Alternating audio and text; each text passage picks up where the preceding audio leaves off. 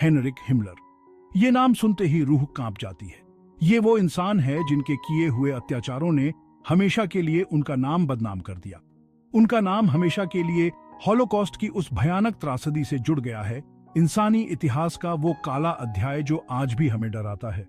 1900 में एक सम्मानित बवेरियन परिवार में जन्मा ये आदमी कैसे नरसंहार का सूत्रधार बन गया?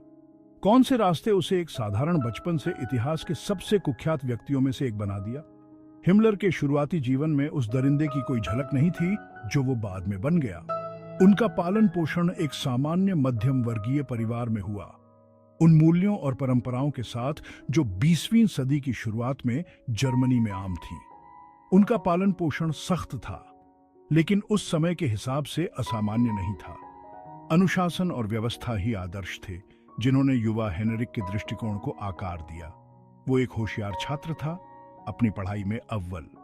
उनका शैक्षणिक कौशल स्पष्ट था और उन्होंने विभिन्न विषयों में काबिलियत दिखाई। युवा हेनरिक विशेष रूप से इतिहास और पौराणिक कथाओं की ओर आकर्षित थे।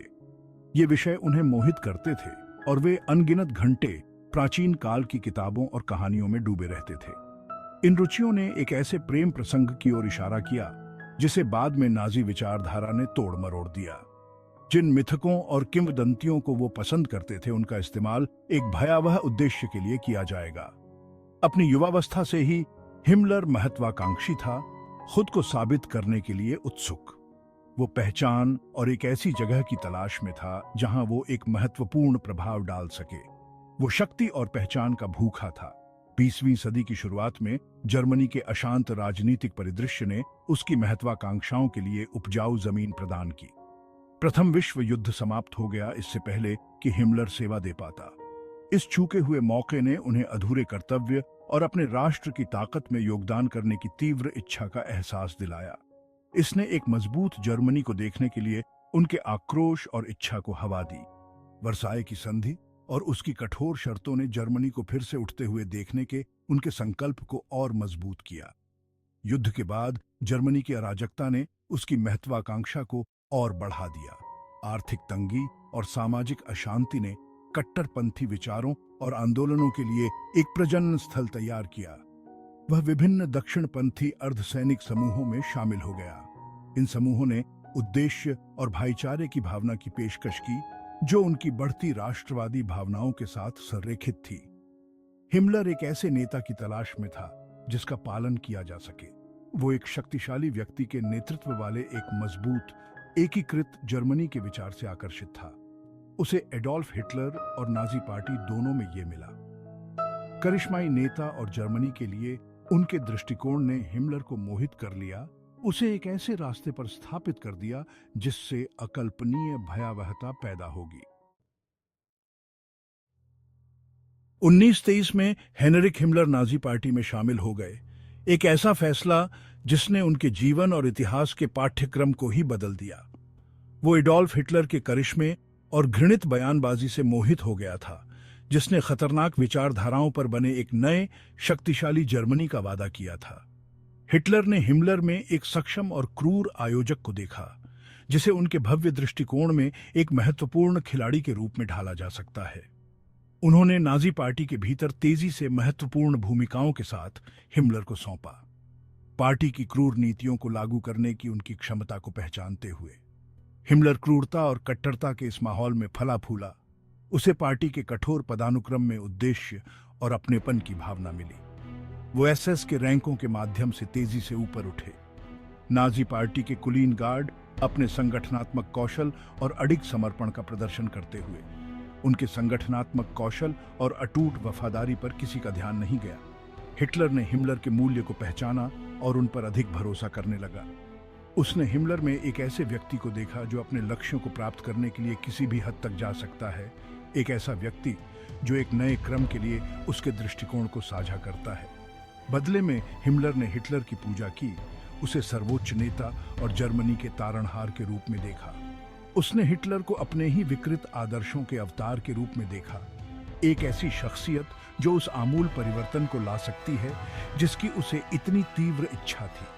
इस जहरीले रिश्ते के दुनिया के लिए विनाशकारी परिणाम होंगे, जिससे अकल्पनीय अत्याचार होंगे और लाखों लोगों की जान जाएगी। हिटलर और हिमलर के बीच का बंधन केवल आपसी प्रशंसा का नहीं था, बल्कि साझा क्रूरता और सत्ता की अथक खोज का भी था। उनके संयुक्त प्रयासों ने इतिहास पर एक अमिट छाप छोड़ी है, एक काला अध्याय जो कट्टरता और अनियंत्रित महत्वाकांक्षा के खतरों की एक गंभीर याद दिलाता है। 1929 तक हिमलर को रीत्सफ्यूहरर एसएस नियुक्त किया गया था। अब वो पूरे एसएस संगठन के प्रभारी थे। उनके नेतृत्व में एसएस एक छोटे से अर्धसैनिक समूह से एक शक्तिशाली ताकत में बदल गया। हिमलर ने अपने आदमियों से पूर्ण निष्ठा और आज्ञाकारिता की मांग की। उसने उनमें नाजी विचारधारा में एक कट्टर विश्वास पैदा किया। एसएस नाजी आतंक का अवतार बन गया। शासन के कुछ सबसे जघन्य अपराधों को अंजाम देने के लिए यह जिम्मेदार था। हिमलर, जो कभी बवेरिया का एक महत्वाकांक्षी युवक था, अब जर्मनी के सबसे खूंखार लोगों में से एक था।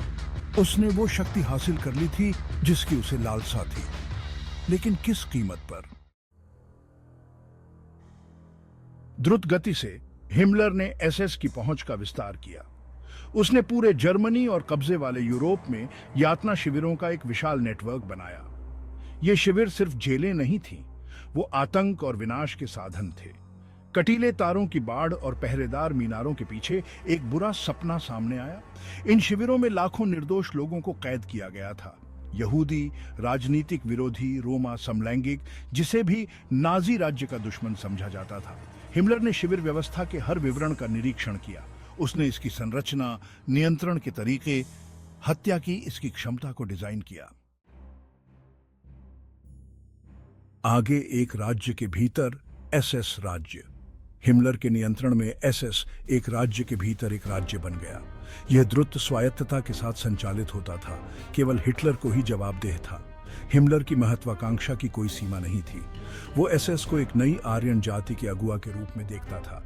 उन्होंने लेबेंसबोर्न कार्यक्रम की स्थापना की, एक उत्कृष्ट नस्ल के प्रजनन का एक विकृत प्रयास। उसने यहूदी संपत्ति और सांस्कृतिक कलाकृतियों की व्यवस्थित लूट का निरीक्षण किया। नस्लीय पवित्रता के प्रति हिमलर का जुनून असीम था। वो हॉलोकॉस्ट के पीछे प्रेरक शक्ति था, यूरोपीय यहूदियों का व्यवस्थित नरसंहार। अंतिम समाधान का वास्तुकार। 1942 में वांसी सम्मेलन ने यहूदी प्रश्न के अंतिम समाधान को औपचारिक रूप दिया। हिमलर इस योजना के एक प्रमुख वास्तुकार थे। उन्होंने नरसंहार के रसद के समन्वय में केंद्रीय भूमिका निभाई। उनके निर्देशन में ट्रेनों ने यहूदियों को पूरे यूरोप के यहूदी बस्ती से तबाही शिविरों तक पहुंचाया। वहां उन्हें औद्योगिक पैमाने पर गैस चैम्बरों में मार डाला गया। लाखों निर्दोष लोगों की जान चली गई। हिमलर, जो कभी महत्वाकांक्षी छात्र था, अब सामूहिक हत्या का मास्टरमाइंड था। पोज़नान 1945 एक खौफनाक स्वीकारोक्ति। 1945 में हिमलर ने पोज़नान में एसएस अधिकारियों को एक भयावह भाषण दिया। उन्होंने खुलकर यहूदियों के विनाश के बारे में बात की। उन्होंने इसे हमारे इतिहास का एक गौरवशाली पृष्ठ कहा। उनके शब्दों ने उनकी पतितता की गहराई को उजागर किया। वो खुद को एक सामूहिक हत्यारे के रूप में नहीं, बल्कि एक नायक के रूप में देखता था। उनका मानना था कि वो एक आवश्यक, यहां तक कि नेक काम कर रहे हैं। नस्लीय पवित्रता से ग्रस्त। नस्लीय पवित्रता के प्रति हिमलर का जुनून यहूदियों के विनाश से परे था। उसने यातना शिविर के कैदियों पर भयावह चिकित्सा प्रयोगों को अधिकृत किया। विज्ञान के नाम पर किए गए ये प्रयोग अत्याचार से कम नहीं थे। कैदियों को ठंडे तापमान, ऊंचाई और संक्रामक रोगों के अधीन किया गया। अनगिनत पुरुषों, महिलाओं और बच्चों की दर्दनाक मौतें हुईं। अंत, कब्जा और आत्महत्या। जैसे ही युद्ध समाप्त हुआ, हिमलर का आतंक का साम्राज्य ढह गया। उसने मित्र राष्ट्रों के साथ एक अलग शांति वार्ता करने का प्रयास किया। उनके प्रयास विफल रहे। उन्हें मई 1945 में ब्रिटिश सैनिकों ने पकड़ लिया। अपने अपराधों के लिए न्याय का सामना करने के बजाय हिमलर ने अपनी जान लेने का फैसला किया। उसने साइनाइड कैप्सूल को काट लिया और मिनटों के भीतर मर गया। हॉलोकॉस्ट का सूत्रधार मर चुका था। बुराई की विरासत पर विचार। हेनरिक हिमलर की विरासत अकल्पनीय आतंक में से एक है। उनका नाम हॉलोकॉस्ट के दौरान किए गए अत्याचारों का पर्याय है। वो महत्वाकांक्षा, कट्टरता और नैतिकता की एक विकृत भावना से भरा हुआ आदमी था। नाजी शासन के भीतर सत्ता में उनका उदय क्रूर दक्षता और एक ठंडे, गणनात्मक स्वभाव से चिह्नित था। उनके कार्यों का लाखों लोगों के जीवन पर विनाशकारी प्रभाव पड़ा। परिवार बिखर गए, समुदाय नष्ट हो गए और एक पूरी पीढ़ी उन भयावहता से डर गई जो उन्होंने देखी। हॉलोकॉस्ट अनियंत्रित शक्ति के खतरों और मानव पतन की गहराई की एक भयावह याद दिलाता है।